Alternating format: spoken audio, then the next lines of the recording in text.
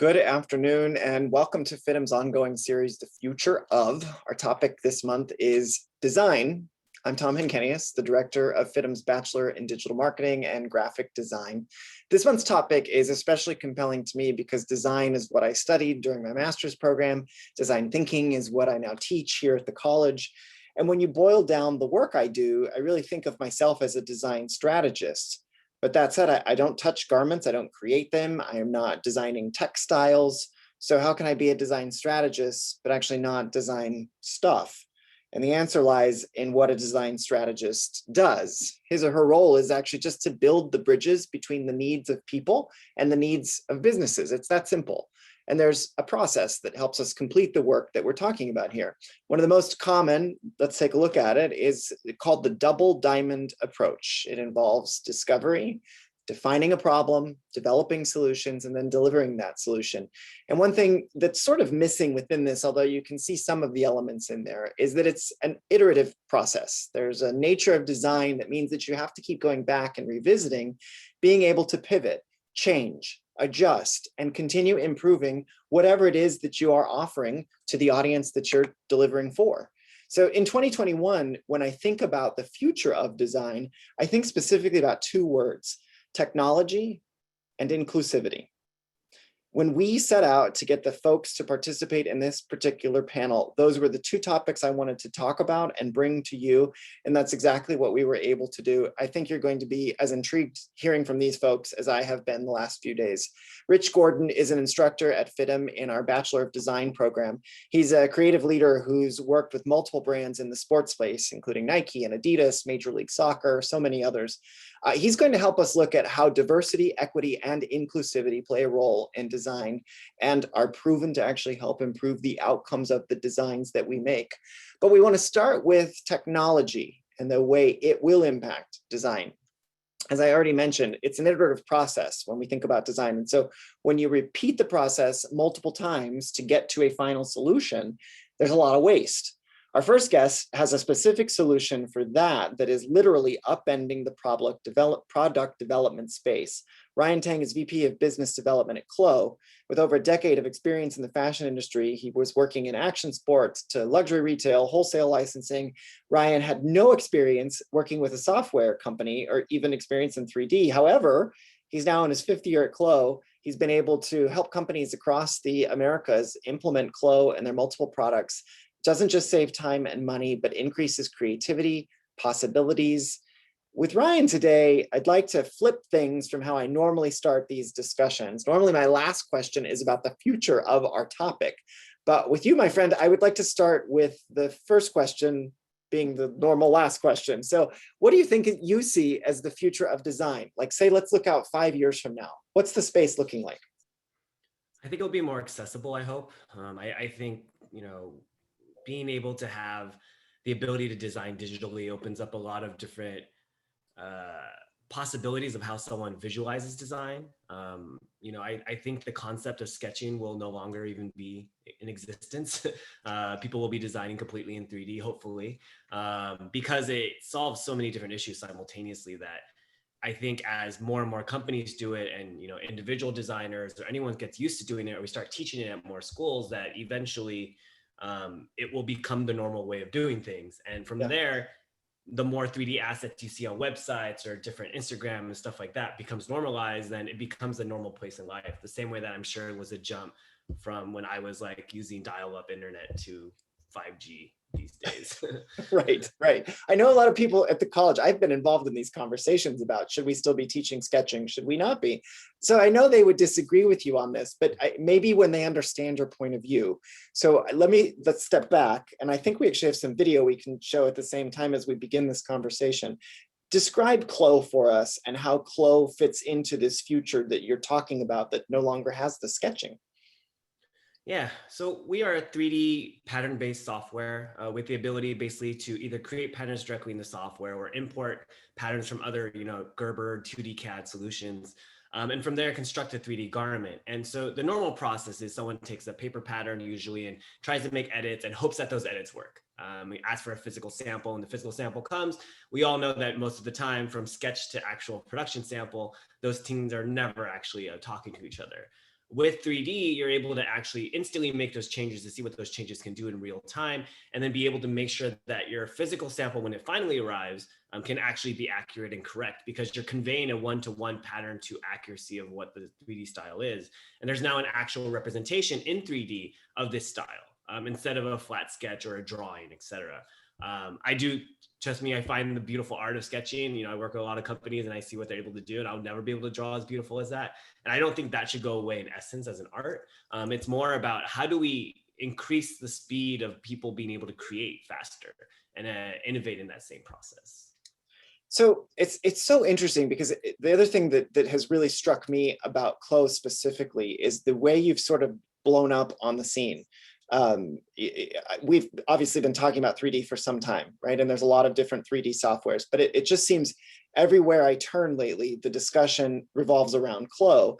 Yours seems to be the first that's hitting mass adoption. I mean, your website lists Emilio Pucci, Theory, Adidas, all using Clo. I know there's others I'm sure you can't talk about, but the level of attention, the industry buzz, it's gotten us paying attention to this. We've been speaking with lots of industry partners who are actually recommending that we teach a course in Clo before we send a student out into the field.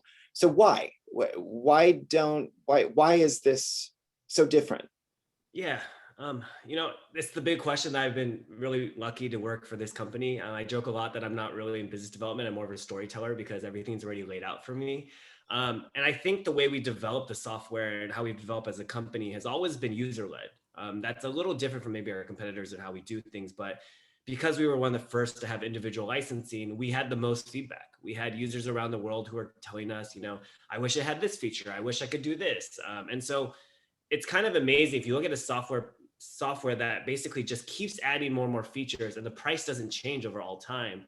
That's kind of like how we've been able to do things. And I think I'm very spoiled in my role that I don't have to do outbound sales right now because everyone has been talking about this, and it almost become a no-brainer. And I even equate, when we give presentations to potential clients and stuff like that, the conversation is never about like a sales pitch. It's not actually a sales pitch to me. It's much more about educational. It's like, this is what we do. This is our vision. This is what we're excited about.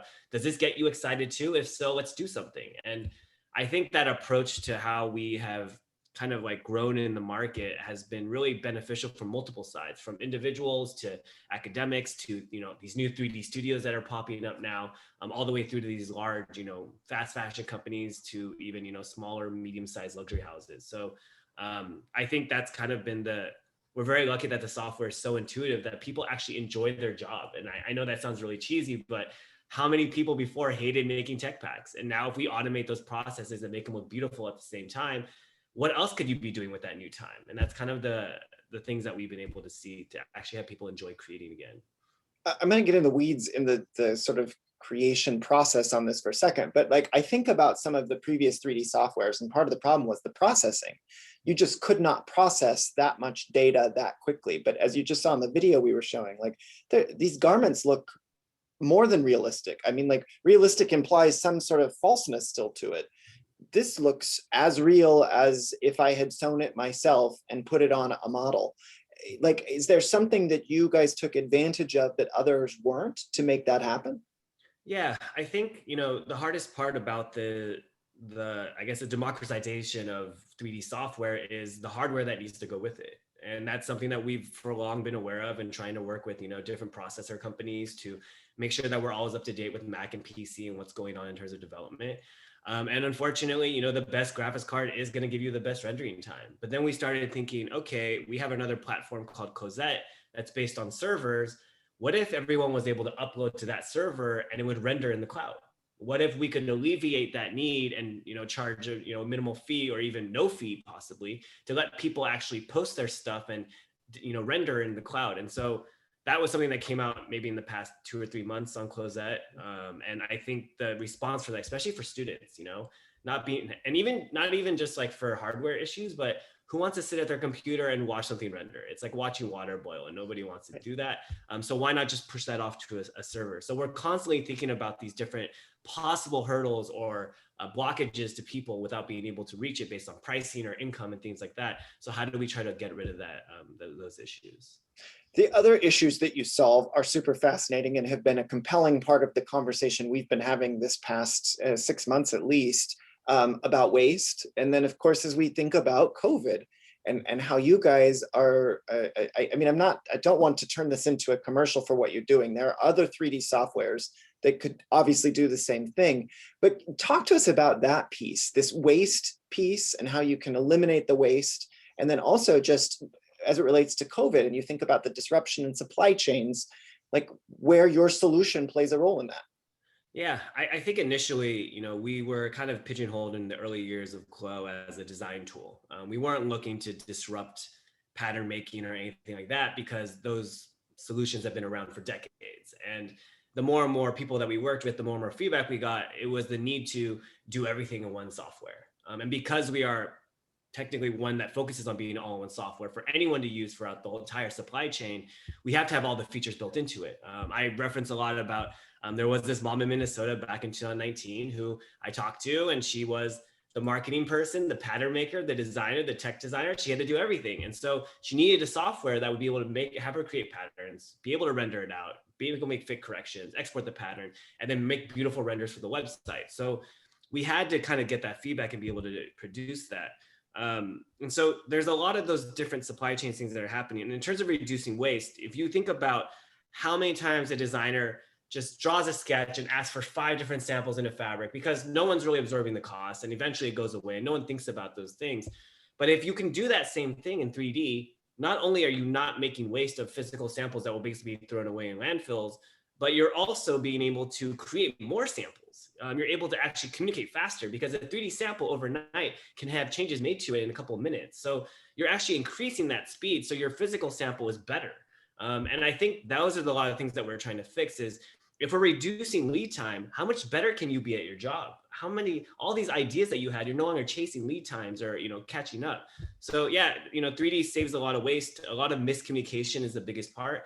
And my favorite thing about working at this company is that us as a company creates empathy across the supply chain. And that sounds really simplified, but being able to know what the other is doing, even though you don't necessarily have to do the same task, but at least you're speaking the same language, it alleviates so much stress and pain for everyone, especially because every single beautiful render that you see has 3D data points connected to it as well. So how do we find ways to use those data points to actually automate jobs that no one wants to do in the first place? Because to our audience, if you're not familiar with any of these 3D softwares at all, I mean, what they do is eliminate the pattern making. They they automatically create the tech pack so that all of that is now transferable in zeros and ones across an email, as opposed to, sharing a file, but as opposed to the old way that I think a lot of folks are more familiar with. And again, not to make it a commercial for you guys, but you're not the only ones in this space, but it's just so fascinating. It blew my mind when I started digging into what you all have been offering. The other thing that sort of relates to this, which has been a topic we've all been buzzing about recently, are the NFTs, these non-fungible tokens that you think about the way we're now creating them and then selling them and using them on our avatars or somehow owning this thing. It seems ripe for your space as well. I think about my gaming avatar, and you could be making my wardrobe. So are you guys in this space also? Do you see a relevance in that space? Yeah, I think we're doing due diligence and research on it on our own for R&D's perspective. From I thought the most interesting thing was I have friends who've never known what I've done for a living for the past 4 or 5 years. And then, one day they were like, hey, Chloe, is this the company you work for? Like, we're starting to generate our own NFTs and you're working with apparel companies. Can we start talking? And it's just weird to connect with my friends again from the apparel industry back in the day who have never probably even dreamed of using 3D, but now see a new added concept of anyone can create an NFT using a 3D asset. And that means anyone can be a creator. And so we've always believed that for a long time. So in Closet, our platform, there's also Closet Connect, which is a platform from users around the world to post stuff, whether it's for free, whether it's to just show off what they're doing, but also be able to sell that. And us being able to track that and verify it to make sure that no one is stealing each other's IP is going to be a key part of that as well. So that's kind of our way of following the users. Once again, we're going to start our own process of what we're trying to get feedback from, but who knows what that'll lead to in the NFT world in the future, and who even knows what NFTs are going to look like a year from now. And I even talking to my sister who works in, modern art and, with the really high-end artists, they're even looking at NFTs too. So this will be something that I think kind of brings the entire world together in a weird way, because it's a bunch of creators in different spaces who are all trying to kind of work in the same realm. I'm looking at a pile of NFT articles. The vice president of education and I at the college, we've been passing these articles back and forth because we're both so fascinated by the NFT space. The other thing that I think is super interesting and compelling right now is I look at this coming war in VR and AR. I think Apple, Facebook are certainly going to start really going deep in that space. You've sort of positioned yourselves really to play a pretty significant role there. I mean, like, I don't know if you can speak to it at all. I don't want to give away any of the trade secrets, but like, is that part of what you're seeing as the future for your company?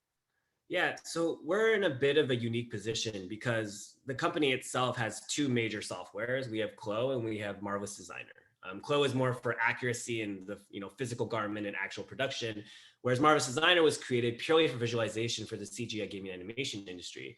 So for all this time that we've been around since 2009, the development has always been kind of double forked. One focused on accuracy in the real world, and one focused on ease of use for creators just to make stuff for every skin that you've seen in Fortnite or every single Marvel movie you've seen where Captain America's flying around. That's not real. It's all digital. And so all those things, and like every game like Blizzard, etc., those clothing items have always been made in Marvel's Designer. So because of this, we are in a very cool place in the middle where we can actually bridge the gap between the gaming CGI animation world and the apparel world. And you can see there's been a lot of collaborations already that I can talk about because we're public, but like Square Enix just creates Final Fantasies, collaborated back with Louis Vuitton. And a lot of people are like, I showed them the video and they're like blown away by it. And like, when was this, last year? And I'm like, this is 2016, 2017.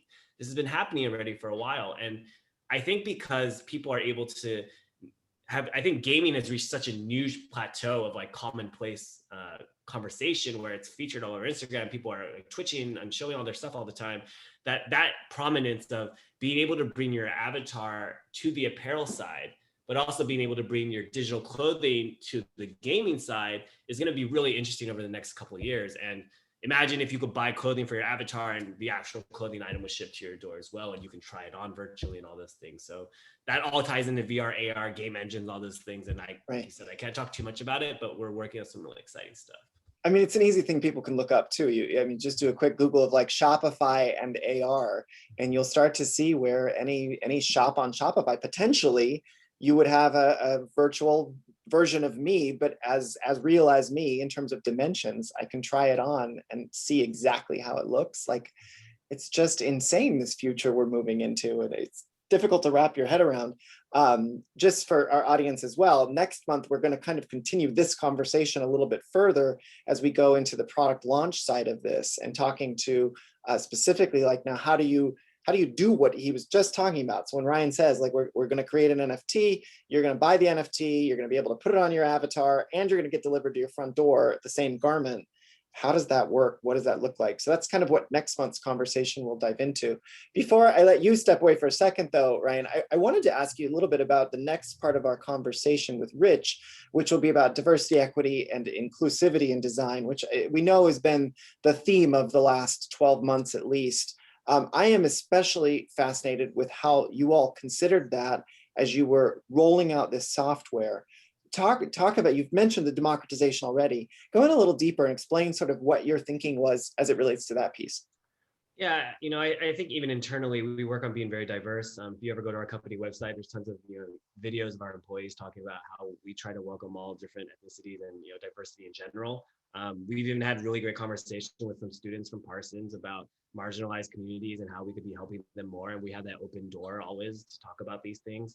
But the software itself, barring hardware, which is something we talked about earlier, we're trying to fix things about that. But if you're a student and you don't have access to a class and you want to learn the software, it's $25 a month with your student email. And then there's an incredible array of videos and tutorials on YouTube for free, not just made by us, but also users around the world who've been posting stuff. And so this community itself embraces people to share ideas, and we have forums where people are talking amongst themselves, and we're hoping to get to the point where those things eventually become self-run because everyone is already aware of what's going on, and we'll get there one day. But I think the the diversity thing has been really interesting, especially during COVID, because the amount of people who initially was like kind of skeptical about 3D or anything, but when they got furloughed and they came to me like, hey, Ryan, are there any jobs? And I'm like, I'll let you know, but maybe learn the software. It's a 30-day free trial. There's no credit card required. Sign up for that, learn the YouTube tutorials in 30 days. And on average, most of these freelancers are making $250 to $300 a garment at working at these companies for freelance, or they get a job where they're paid more than the average designer. And so I think that was a really huge, like empathetic moment for me as well. Like knowing that we created a platform and a company where we literally are not taking any money from you for 30 days. And we want you to learn a new skill and see where it can take you. And the ability of a lot of furloughed people who lost their jobs but now have new careers is a really amazing to be a part of. And I have a lot of, I call them my close friends and networks within that industry who've done that, and they're enjoying life where they can live anywhere they want now because they can design digitally. And that's kind of been the new wave of what's happening.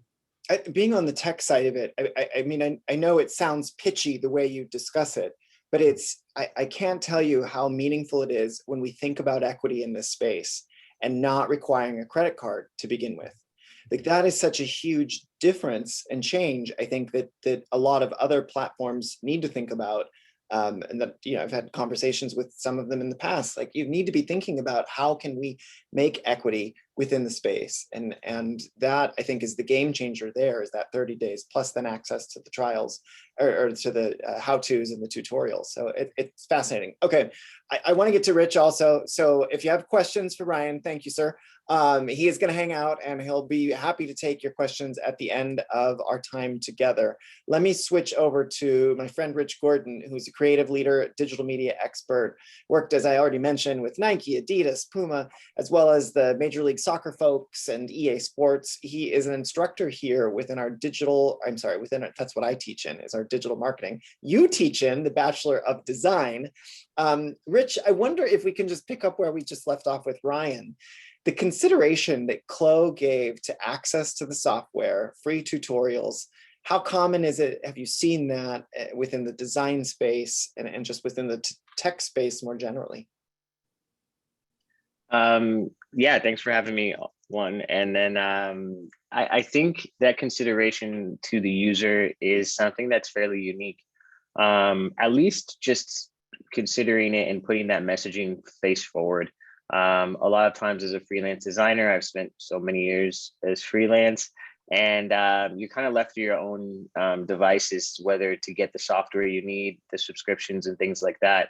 And it doesn't seem like, the processes are fairly catered to you and have you succeeding. And so I think that consideration that Chloe's taken is fairly unique, and I actually love to see it, because it that 30 days to try the software really gives you the opportunity to vet the value of the software. A lot of times you're not even 100% sure if something is going to work in your workflow, and so you need that time to try it and add it to your workflow, and then go, okay, I can add this to my process, learning a new software, adding the software in, and then delivering when I need to deliver to my client. So I think that's really great. Actually, I think it opens a lot of opportunities for people. I want to kind of go broader now and think about sort of equity, inclusivity generally within the design space, and some of the barriers that maybe people aren't familiar with because of their own privilege in their life. I wonder if you can walk us through some of the things you've seen or experienced. Yeah, I think just design in general, a lot of times there's a barrier to entry, just because if we're speaking about design on the computer, you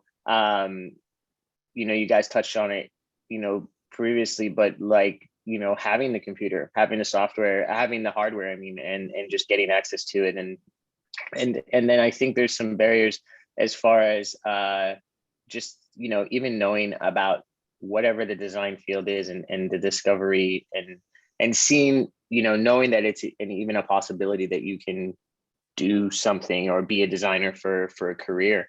In my experience, I was fortunate enough to be exposed to, say, a computer lab in the high school I went to.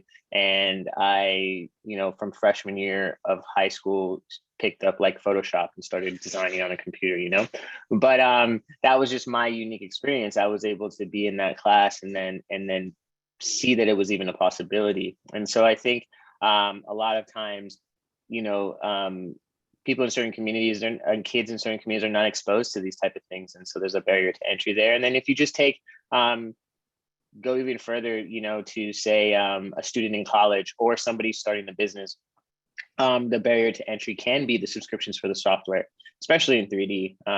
It can be the hardware, and just kind of like that know-how of what's the first step, right? And then feeling like there's a community that's kind of like welcoming you in to say, hey, you can be a part of this and do, design and be a part of this field of design. So I think those are just some of the things that I've experienced where it can be kind of a daunting task to pick up one of these design fields or tracks. It's so interesting when you think about access to the computer, the software, the broadband that are all required to make modern design work, because it's not possible really without technology, unless you're getting into the fine arts. It's really not possible without technology. As you say, like exposure to design as a career path, what are actionable ways that any one of us could potentially make that impact then to expose people to this? Because at the end of the day, this creative pathway is really where the jobs are going to be in the future. A lot of the non-creative fields will be automated. So ours is the space where people will actually get work, right? But we got to tell them that this is the space where they can get work. Yeah, I think, just some of the things, going and to certain communities potentially, one of the things that I try to do is make sure that I'm a representation in my design field so that somebody younger than me, somebody coming up, can see, oh, I see myself being whatever it is, a web developer, a content a creator, those type of a product designer. And then offering that mentorship and being willing to say, okay, I'm willing to pass on the information that I have, and give it to you, and you're probably going to do it better, and just having that open door, not gatekeeping. Like there's no gatekeeping for this design, for any field of design. We have to be open to, okay, the next person is going to step in and be able to take the mantle and move it forward. And also being open to new processes, just because I've done everything in the past in Photoshop and Illustrator, there's an app now like Clo, so it's like I have to be willing to say, all right, there's a new thing, and then hey, what do I need to do as a designer to then potentially learn that, so then I can also pass it on to who's coming up next. And I think those kind of little steps, being open and understanding that design is changing just like everything, and because design is so integrated with technology now, it's exponentially changing and it's fast changing. And so we have to be open to that so that we can then pass on the experience and the information for working with clients, for dealing with projects, timelines and deliverables and deadlines to the next younger kids that are going to come up and step into the space that we're in or we have been in. So that's something that I think that, can be actionable for anybody that's currently working in the space, has been here for a long time, and just being open to, okay, what's next? I mean, a year and a half ago, we all were not on Zoom and our workflows were not with Zoom. But now they are, and so we just have to be open to this kind of evolution of design processes and design tools. It's interesting you talk about those processes, because you think about the research now and as it specifically relates to DE&I. And when they talk about design processes that include diversity, that consider equity and are focused on inclusivity, they're just more effective. No matter what, they're just more effective if you get more people in the room. I just wonder, like, what your thoughts are on that, what your personal experiences have been related to that. Yeah, I think, having multiple voices in the room is so important, because one of the things with design is about experience, and, it is about the pushing the buttons, and it is about knowing how to use the software and knowing how to use the tools. But so much of it is about what you bring to the table from your experiences in life. And, if you only have a certain experience in life in the room, no matter how good you are at pushing the buttons or using the tools, you're only going to get one result. And so you need to have multiple experience in the room. I mean, a good example, a company that will be named unmentioned, put out a t-shirt design a few years ago, and they completely missed. They completely missed the nuances that that the Black and brown community had towards whatever that shirt was. And the question was, well, wait, who was in the room? No one raised their hand and said, hey, wait a minute, like I don't think we can do that. And it's probably what happened. It's probably that there just wasn't people in that design room in that situation that could speak to the nuances that maybe they only knew because that was their experience and that was their life, and that had nothing to do with their skill at actually like pushing the buttons and using the programs. So but we can see the result. And so I think that's so important that we look around and we go, okay, where you come from, what's your background, what have you done, along with like say your credentials, your portfolio, or whatever it might be. But okay, what is your background and what's your life experience that you are also bringing to this design process? In my experience, I'm like, for example, right now, currently I'm producing a piece of content that's directed towards Latin culture and soccer. And while I've been adjacent to Latin culture my entire life, playing soccer my entire life, growing up in South Florida, and now living in Southern California, I'm only adjacent, and so I can only have certain understandings and nuances that maybe, I understand. So what I've had to do to bring into the project is people that live that culture, that understand it, and they were able to flag some things to me that maybe the client was asking for, that they were like, yeah, that doesn't feel really authentic, or that doesn't feel like it's doing justice to the individual Latin cultures that exist within this larger grouping that we're talking about. And so those things, my content piece would not have been as effective if I didn't bring other people into the room and just rested on the laurels of the fact that, oh, okay, I know because I've lived around it or I've been around it, And so, yeah, so I think that's just important that the end result is going to be, it's going to be affected by who you have there in the room in that process. Well, and I think what you're speaking to is so ingrained in the design process. Really, it's about having empathy.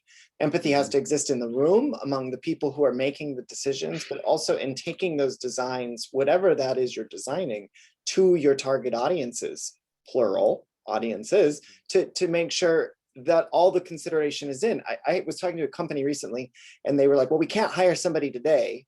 And I was like, yes, but you can take the samples to anyone on the street. You could find your audience. So yes, work on hiring. Yes, that's a part of the process, but also just involving these different audiences with taking into account all of these elements of it. It's not that difficult to do. And obviously I'm a little passionate about it, but that's neither here nor there. I think about you though, and I think about the classes you teach here. So for people who don't know you or aren't familiar with our design bachelor's program, it is literally called Bachelor of Arts in Design.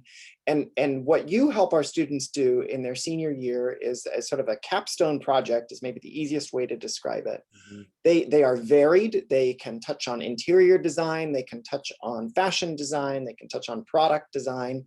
What I'm hoping to get from you in this question is, how do you lead a design team effectively?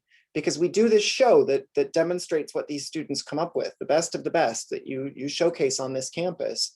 And it's always so impressive. So clearly you're doing something right to lead those students. So if you were talking to a group of leaders, which assumedly you are right now, what can they take? What could you teach them on how to lead their design teams?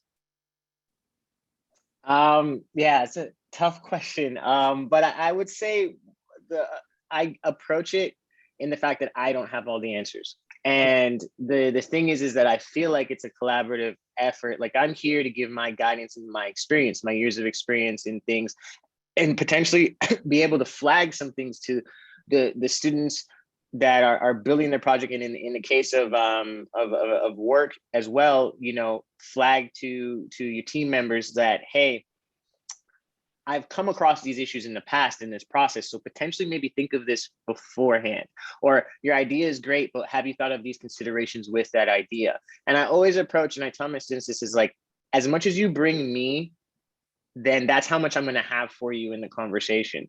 I let them know, like, I can't do the project for you. And then it wouldn't be doing you justice either. So I need you to bring me everything you can, all your questions, all your ideas, and put them on the table, and then we can talk about them and sort through them. And so I see myself as kind of like helping the students navigate their thoughts and kind of align them in a track that's going to get them to the best result. And at the end, the result is their result. It's their idea, it's their concept, and but it's the most effective concept. And I make this distinction to them that while they have their artistic sensibilities, they have their preferences. At the end of the day, design is not singularly a selfish endeavor. Design is an external endeavor. Design is for someone else, and it needs to be effective. It needs to be effective and useful to someone else. And so that gets them out of this, like, okay, this is my work, this is my expression of my creative sensibilities,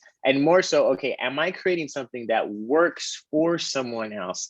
And so yeah, so I think it's just like, I step into this scenario not basically understanding that, okay, I'm not the expert at all, and actually my student might be better at using the 3D software than I am, you know, but okay, how can I help them navigate how to get the best out of that software? So, hey, maybe we need to find this tutorial to do this. Maybe we can use this and apply this tool in a different way. And then, you know, and then what really happens all the time is they go and they look and they find and they go, you know what, I found this thing, you know, or I found that I could do this and use it for something else. And so I think allowing the students to discover those things, but what I help them do is deconstruct it and then ask the right questions to find the answer that they need. And so that was a roundabout and a lot of stuff. So I hope it makes sense in a linear way. But yeah, I kind of take a step back as me being the expert and just let the students and guide the students into feeling like and having the confidence that they are the experts in this, and that they can be the experts in whatever that it is that they're doing.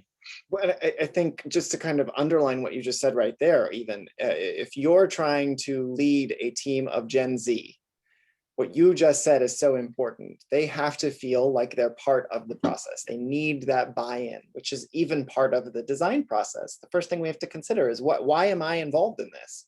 What is it benefiting me to be a part of it? And it's like you say, when you do it for we're solving this problem for others. And if you can guide your Gen Z employee or student toward that, then they're going to be so much more effective. I couldn't have put it any better. Beautiful, beautiful sentiment. Last question is my normal last question. I will ask it in the last order as opposed to what I did to poor Ryan. When you think about the future of design, say 5 years from now, Ryan says no more sketching. What do you say is going to be the future of design in 5 years?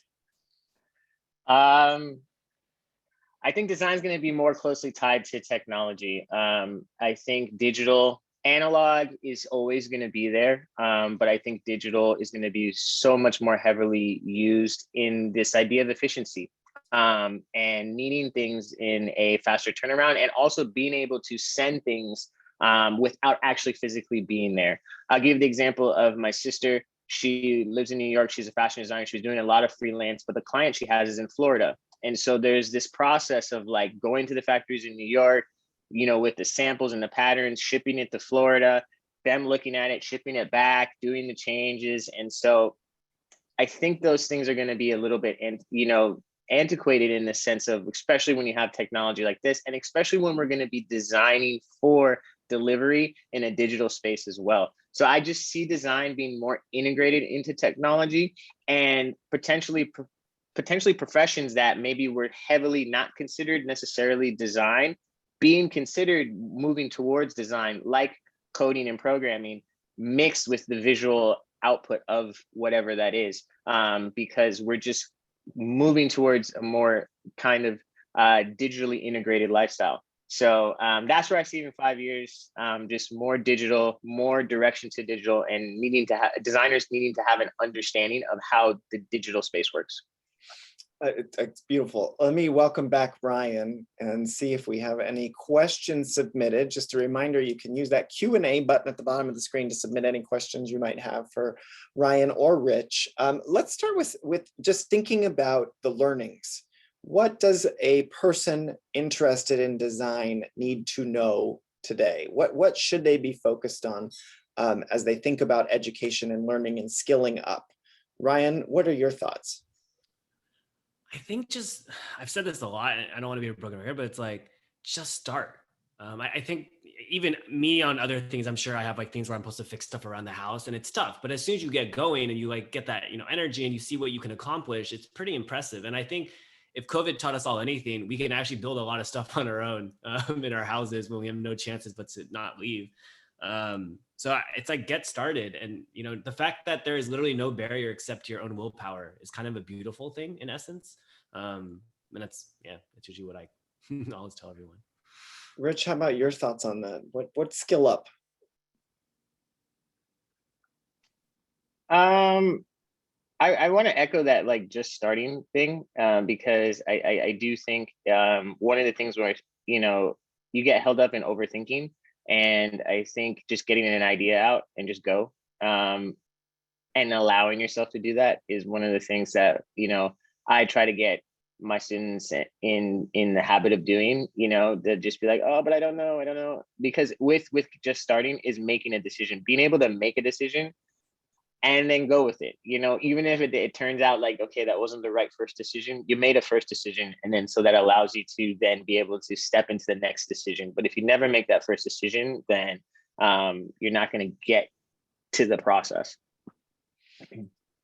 Ryan, when you think about some of the clients you've worked with, what are you seeing as some of the interesting use cases that are starting to be developed out there? I think it's been really interesting. We have this this lightly hidden veil of what's going on in the industry versus what LinkedIn will let you know what's happening. Mm-hmm. And I would say there's a good amount of clients who are pretty starting to scale at a large rate of using 3D throughout their entire process, and that's been really exciting to be a part of. But what that means is, okay, we've done all of this with 3D and solved design development. Where else can we bring these assets? And so there's a lot of conversation about virtual showrooms and, like I said, collaborations with game companies and stuff like that. But I've also, I thought that the most interesting thing I saw recently was a lot of these companies are starting to hire 3D artists from the CG animation world to create, special avatars that are more stylized to match their branding. And then be able to like create really cool things. And on the other side, the gaming world is starting to hire more and more apparel designers and pattern makers because they want their patterns to look better and their styles to look better. So I've been really amazed to kind of see this cross-pollination happen organically, and more of these 3D teams built by these companies are kind of showing that they want to expand upon that. Which I think goes to the next question that, Rich, somehow you were able to show the question on your screen there, Rich. I don't know what you did or how you managed to do it, but Joseph sent in this question: best advice to give a future fashion designer, which is kind of a nice thing to scaffold off what Ryan was just saying. So Rich, your thoughts on that one? Yeah, that's funny. That's a technology thing. Well, I'll explain that later, how I'm showing my camera. I know, and everything. I'm so intrigued right now. There's like 3 softwares running. Anyways, I think I want to give the answer a little bit more broader. Just like whatever it is you want to do, you have to be open and flexible. That it's going to be a grouping of a multitude of things. Like the title isn't. It's not going, because of the world we live in today. Fashion designer, and Ryan, you just mentioned it. Like you might be a fashion designer, but you might get hired by EA to design the clothes in the game, and you're not designing actual physical clothes, but you're using your skills that you learned. You're losing the skills you developed to look at the form of the human body and the way fabric drapes on the human body and the way that it works in movement, to be applied somewhere else. And so I think my friend is a senior menswear designer at Guess, but he's working on clothes for SpaceX. So it's just like it now the worlds are merging and becoming singular and more intertwined. So if you want to be a fashion designer, I say put your head down and go for it. But look at all the things that fashion designer includes. It's sketching, it's using software, it's understanding the form of the human body, it's understanding movement, it's understanding scale, and then be open to applying those skill sets to a multitude of fields, and you'll just have a better experience because just how fast things are changing. So that's what I would say. Just be open and flexible, and just be a sponge, just want to like take it all in, and then create what your definition of fashion designer is, from what you find from absorbing all that stuff. Ryan, before I let you answer it, just to sort of set the scope of it for you, you are also someone who went to fashion school, right? Did I read that? Oh, I didn't read that. I didn't go to fashion school, which is the thing. Did not, but you worked in the fashion industry for Yes, years. exactly. So related to that then, what were some of the things you wish you had learned before going into the fashion industry? And then now, as you think about what Rich is talking about, this digital convergence of everything, what do you think we also would give advice-wise to a future fashion designer? Yeah, Rich actually hit all the key three things that that we think about even when we hire internally. Absorb, agile, flexible, but also curious. And I think curiosity is the biggest skill that you can have as not just a designer, but as a human in general. And I think our 3D design team internally for Clo, the ones who give demos and train people, et cetera, hearing, a lot of times they've come from the industry, they're taught to not speak up. They're taught to not have an opinion on things. They're taught to just keep their head down and work. And we're constantly trying to pull them out of that vibe. Like, no, like ask questions. We need your voice in the room, which goes back to things that Rich was talking about earlier, where if everyone's quiet, then we don't know when we screw up. And, hopefully we're trying to have the right people in the room where we're constantly growing and evolving. And so to echo Rich's sentiment about absorbing, I went to UCLA, but I wish I went to fashion school, and I'm always envious of it. And I always buy like fashion school merch because I think it's super cool, and I like supporting our team. And I find it really crazy because there's always two sides of the coin, but you are the sum of your experiences. And the experiences I've had in retail were pretty crazy, working at Kitson when it was a big deal, and being involved in that kind of crazy experience, but all the way through to wholesale and all these things led me to a 3D software company that I had no experience in and knew nothing about, but I'm able to apply my skills and find my own niche of like how I find that we should develop the software and work with companies. And so luckily that worked, and I'm still here and no one's fired me yet. But that mentality is really important to know, that you're going to get it wrong the first time. If I was still the same person that I thought I was going to be in college or even in elementary school, like we're all in trouble. We all learn about what's going on and we make mistakes. And the common saying is mistakes are only a mistake if you don't learn from it. And so any designer, anyone out there, like I think you just keep making mistakes because you're just going to keep learning and growing. It's interesting. The next question is actually quite related to this, and is part of a larger discussion we're even having internally at the college. Like, there's the traditional fashion designer, and then there's the product developer who's a little more concerned about the tech pack and all of those sorts of pieces. And we offer here at the college both programs. There's a pathway for each, and you can merge them together and all that. But this person, Stephanie, is asking, do you think that the transition to an even more digital design world will weed out persons like herself that are more kinesthetic learners? I see the movement toward more tech-based to be entirely daunting. And this is, I think, an excellent question. Do you believe the learning curve is something that is attainable for everybody? When I think about Clo, Ryan, do I need to have a base in Illustrator, Photoshop, and all these design tools? Or could I start from scratch and build up? Yeah, the number one thing we've always told everyone is the software is as accurate as you are. We have kids designing in the software and they're making dresses, and yeah, they're really beautiful and fun, and they're putting crazy like rainbow prints all over it. But if you were a pattern maker, you look at that pattern, none of that makes sense because they're basically just editing lines and moving stuff. But we always have taught it, even at the enterprise level or client level, that should be okay. And you should be able to just design, because if you think about working in 3D, you now have like a three-dimensional model versus like a flat image. And so people can actually figure that out. And your job is not always, especially like at a big company, you don't have to do everything. So you should be able to pass that off to a pattern maker who now has a perfect understanding of what you want to create, and then double check your pattern to make sure it's ready for production. And so what I always tell everyone is learn at your own pace, learn your own way, and learn along the way. And, we have a lot of designers internally who have very little pattern making experience. Some came from tech design experiences. Some were pure designers who are back to hand sketching, and they all use the software now and they use it differently. And that's okay. And I think that's the joy of it, is really figuring out how it works for you instead of making make the technology work for you and not the other way around. Right, exactly. Rich, you're involved in the education of these folks who scale up with these skills. I'm wondering, same question for you, is the learning curve something that's attainable for everybody, or do you find there are some students who think this technology piece is just not part of what they want or need to know? Whoop, sorry, I missed the unmute button there. So I would say this. You have to approach it with the mindset that you will understand it. And you can't be completely closed off to the growth towards understanding it.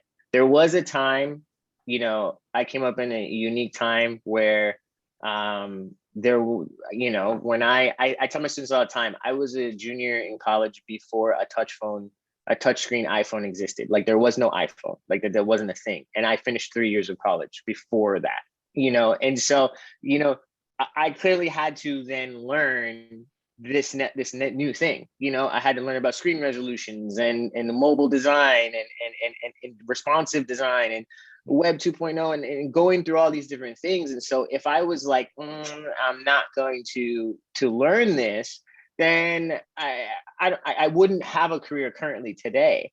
And so to the students, that's not to be, I don't mean to sound like harsh in the response, but I also want to be encouraging that it's possible. That's all. Like, I just want to be encouraging that you can learn these things. You just have to start with the open mind, and it might take longer than others. And so I think there are different ways to learn, potentially if you do need to, in a situation like going from sketching, physically to sketching digitally or something like that, still do the physical.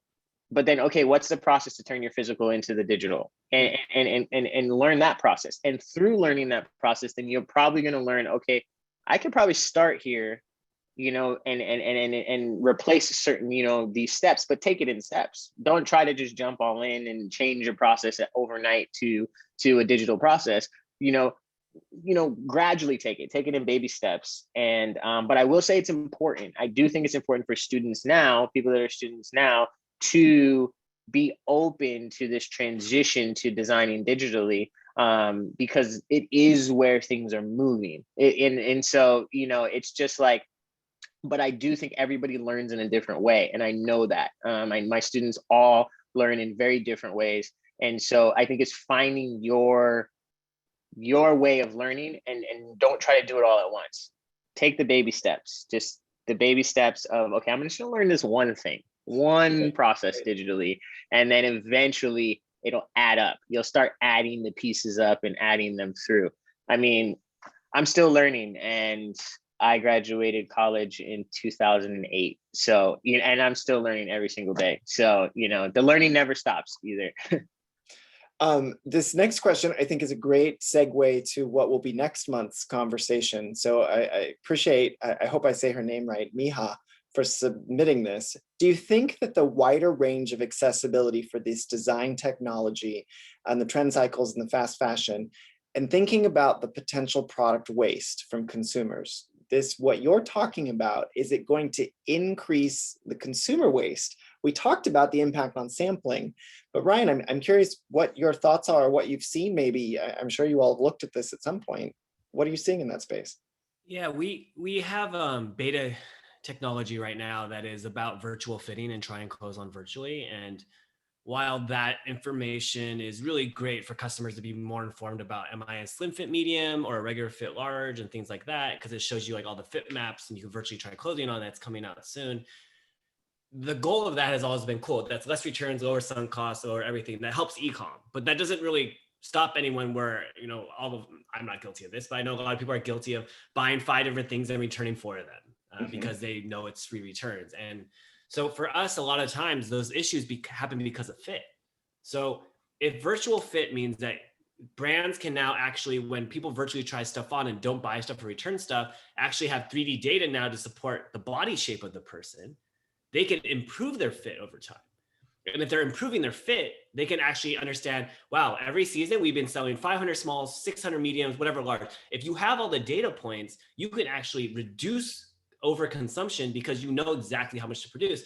Or if we get to the point where, on-demand manufacturing is so efficient where they do pre-sales and they send stuff 2 weeks later, like all the stuff that Travis Scott's been releasing and Kid Cudi, like all that stuff is made to order, then we kind of solve a lot of those things actually in essence. So I'm hoping that comes a reality in the very near future, but it's already something that we've been thinking about for a very long time. And what you're getting to there is what I see everything moving toward, which is on demand. Like it's all going to be produced locally, on demand, when you need it, and hopefully then lasts a little bit longer. This has been, for me, one of the most interesting hours of the past year. I appreciate the two of you so much, because this is a topic that obviously I said off the top, fascinates me. I have studied it. I am into it. So thank you both. There were a few extra questions that people submitted that we didn't have time to get to. I will download them, and I think I've got a few solutions and answers for you all. And what I don't, then I'll also push off to our awesome panelists. So thank you both, Ryan, Rich, for joining us. Thank you for tuning in this afternoon as well. As I've already sort of mentioned a little bit, next month we're going to be talking about the future of the product launch itself. So we'll build on today's conversation where you learned about product development. We're going to apply that with a brand. We're also going to speak with a thought leader on the actual launch of products. And just to give you a tease, it sort of builds on what we were saying. Imagine buying a tangible garment. You also get an NFT for that garment, and your gaming avatar could try it on as well. Or you can skip the tangible piece altogether and just get an Instagram ready photo without ever moving off of your couch wearing the garment you just purchased online. It will be as compelling a conversation as today's. Yeah. I promise. I promise. You'll receive a link in the next day or two of today's recording. Also, you will get a link to RSVP to next month's event. And until we meet again, I encourage you, of course, to stay inspired and have a wonderful afternoon. Thank you again.